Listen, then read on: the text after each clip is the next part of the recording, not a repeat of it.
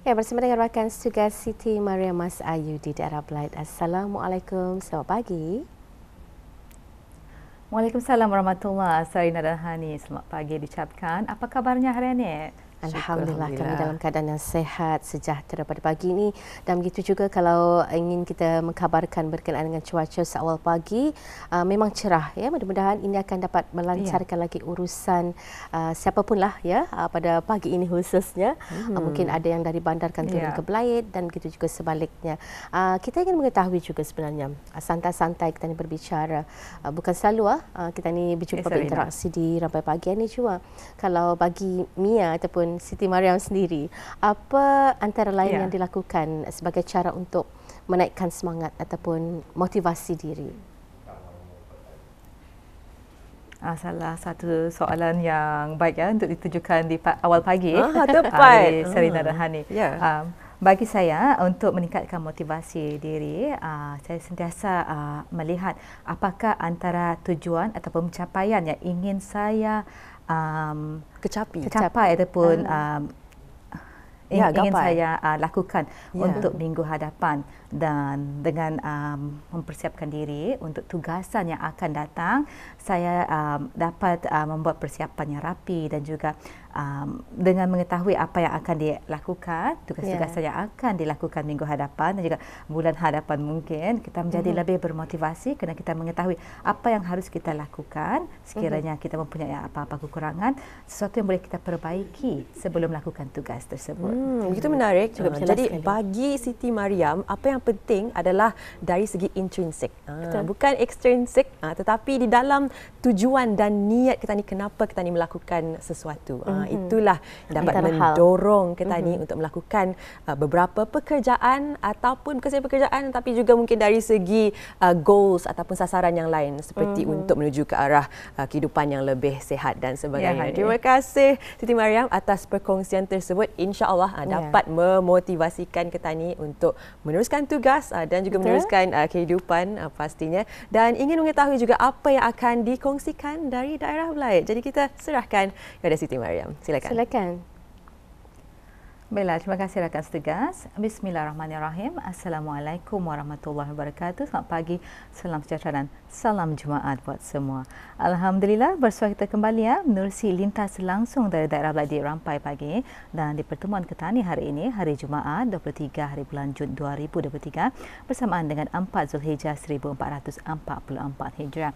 Dan alhamdulillah keadaan cuaca di daerah Belait cerah dan amat mengizinkan pada pagi ini, sesuai buat ibu bapa untuk membawa ahli keluarga, anak-anak keluar beriadah, dan juga mungkin boleh membawa anak-anak kalau tidak ada persiapan ataupun perancangan untuk keluar untuk beriadah, mungkin boleh membawa anak-anak untuk keluar dari kediaman untuk bergotong royong ya.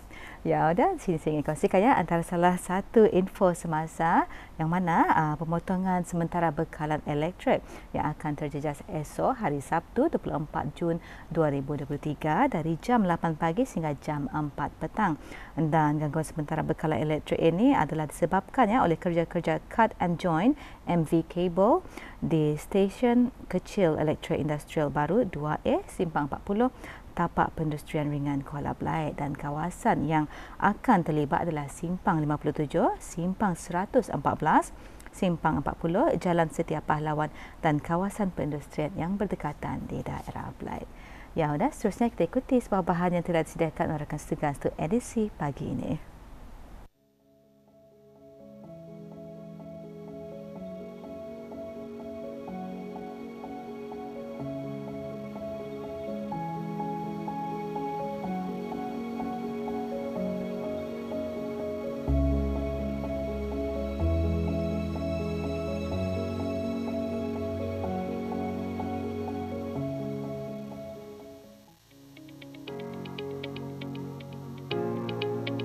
Belia adalah golongan warga terbesar di negara ini. Mereka bakal memimpin negara di masa akan datang.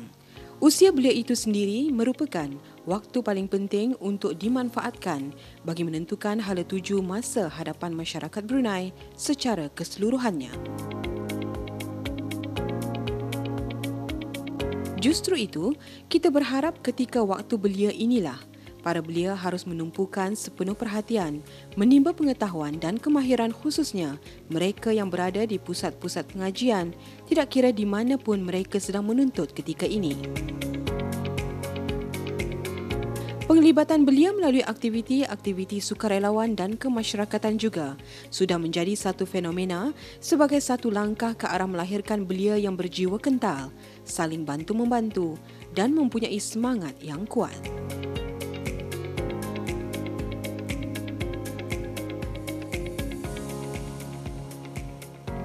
Pada zaman masa ini banyak belia yang tidak mengikuti aktiviti-aktiviti sukarelawan, dan sepertinya kita ni tahu penglibatan belia di dalam kemasyarakatan, terutama perkhidmatan dan juga aktiviti-aktiviti yang merangkul kepada belia-belia sangat berkesan dan memerlukan kepada negara, kerana generasi yang produktif dan aktif dan serta proaktif menghasilkan belia yang cemerlang. Penglibatan di dalam belia di dalam sukarelawan, sebenarnya konsep sukarelawan ini meluas, bukan saja kita di bawah satu organisasi seperti kalau di Jabatan Agensi Kerajaan, di Jabatan Belia Sukan ataupun persatuan-persatuan yang mereka ikut, tetapi sukarelawan ini bermula daripada perasaan ataupun hati kita ni untuk menolong. Konsepnya ingin menolong. Tidak kiralah barang itu ataupun perkara itu susah, senang, walaupun semudah-mudahnya mengangkat bakul untuk orang tua pun kira sukarelawan. Itu konsepnya. Tetapi secara lebih mendalam, sukarelawan ini kita ni membantu orang yang memerlukan bantuan, seperti mungkin ada kes-kes kebanjiran. Kita setelah mereka memerlukan kebantuan itu, kita boleh menolong, dan lagi penglibatan belia ni betul-betul memerlukan tenaga-tenaga belia untuk penglibatan belia di dalam sukarelawan ini. Pasal apa? Kalau kita mengharapkan orang-orang warga emas ataupun umur 50 tahun, mungkin tenaga durang ataupun keupayaan durang itu mungkin tersekat atas mungkin sakit badan, whatsoever lah macam tu. Dan kalau sekiranya muda, belia-belia muda ni mereka lebih banyak idea, lebih banyak tenaga dan lebih banyak cenderung kepada menolong orang lain yang lebih memerlukan.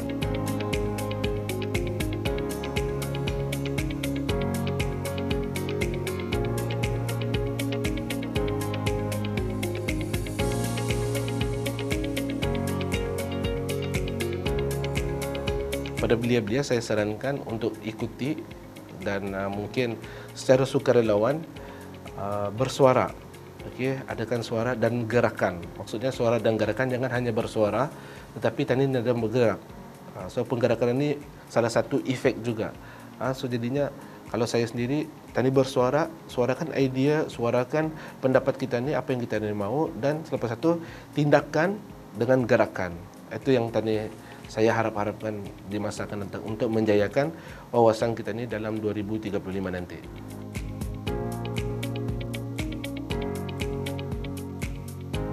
Pada peringkat ini, para belia kita mempunyai tenaga yang kental dengan idea yang besar.